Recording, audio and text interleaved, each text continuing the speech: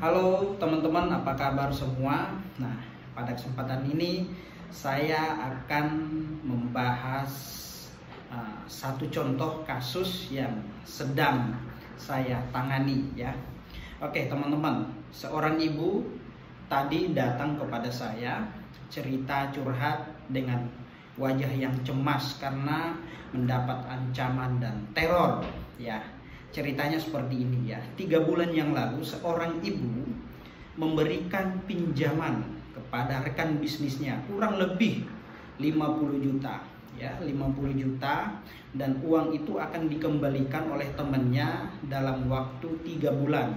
Nah, sudah hampir 3 bulan temannya belum juga mengembalikan sepeser pun uang yang telah dipinjamnya kepada sang ibu tadi. Nah, maka sang ibu selama ini ya sudah menggunakan berbagai macam cara untuk meminta menagih uang yang ada, uang miliknya yang ada pada temannya.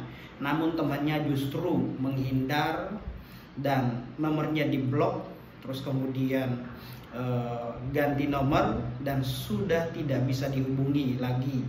Dan kemudian ya domisilinya sudah berpindah. Nah, itu ya. Jadi ibu tadi sudah menempuh berbagai macam cara untuk melakukan penagihan secara patut dan layak kepada rekan bisnisnya. Namun rekan bisnisnya sampai hari ini sudah tidak bisa dihubungi lagi. Nah, suatu ketika sang ibu ya melakukan penagihan dengan cara menggunakan media sosial ya, seperti Facebook, Instagram, membuat status. Apabila teman-teman melihat orang ini ya tinggalnya di sini, dahulu tinggalnya di sini ya, segera informasikan kepada saya.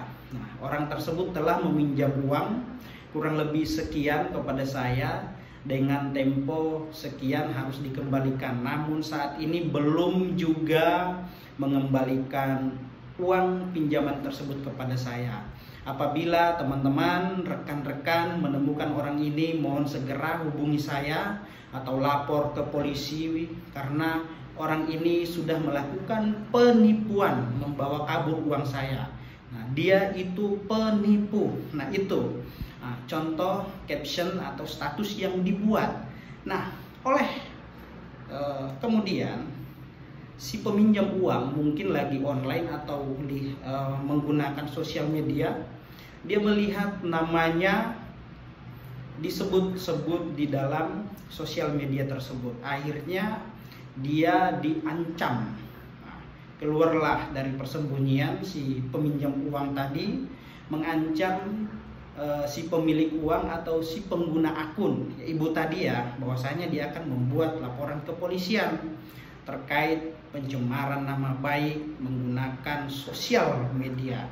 Nah, itu teman-teman. Nah, penting untuk kita ketahui bahwasanya dalam hal ini dua persoalan yang berbeda. Memang satu adalah persoalan masalah hutang piutang, dan kemudian kedua adalah persoalan undang-undang ITE ya. Masing-masing ada jalurnya. Jadi teman-teman nih, ingat ya, kita harus bijak dalam menggunakan sosial media. Jangan sampai menyerang harkat martabat seseorang. Nah, apabila itu terjadi, maka memang ada aturan yang dapat menjerat kita. Semua diatur di undang-undang ITE ya. Gitu teman-teman ya. Jadi apabila teman-teman ada suatu permasalahan, jangan menggunakan sosial media tempat curhat atau melampiaskan kecemasannya, tetapi cari orang yang dapat menyelesaikan permasalahan yang sedang dialami atau dirasakan. Nah, itu teman-teman. Jadi dia cemas, dapat teror, justru malah dia kan punya utang, kok malah saya yang diteror, itu kata dia ya. Kok malah saya yang diteror, diancam, mau dilaporkan ke polisian. Nah, ingat, dua persoalan yang berbeda ya. Satu karena suatu perbuatan yang sudah melanggar, terus kemudian masalah norma, etika, bahkan ya membuat status yang sifatnya menyerang kehormatan martabat orang lain di sisi lain ada juga masalah utang piutang. Memang kalau dikaitkan ada sangkutan ya, ada sangkutan dengan masalah yang sebenarnya, tetapi atas perbuatan dan tindakan sang ibu menimbulkan akibat hukum baru. Nah itu ya teman-teman ya. Jadi teman-teman harus lebih bijak menggunakan sosial media ya. Jangan sampai kita menggunakan sosial media terus kemudian apa yang kita sampaikan, utarakan dapat menjerat diri kita sendiri. Oke teman-teman ya, itu saja yang bisa saya sampaikan, bahwasanya bijaklah dalam menggunakan sosial media.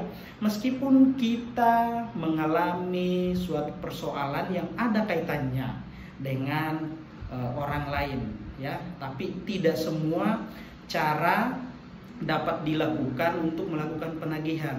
Lakukan penagihan secara patut dan layak ya. Itu saran saya. Oke teman-teman, demikian. Assalamualaikum warahmatullahi wabarakatuh. Salam.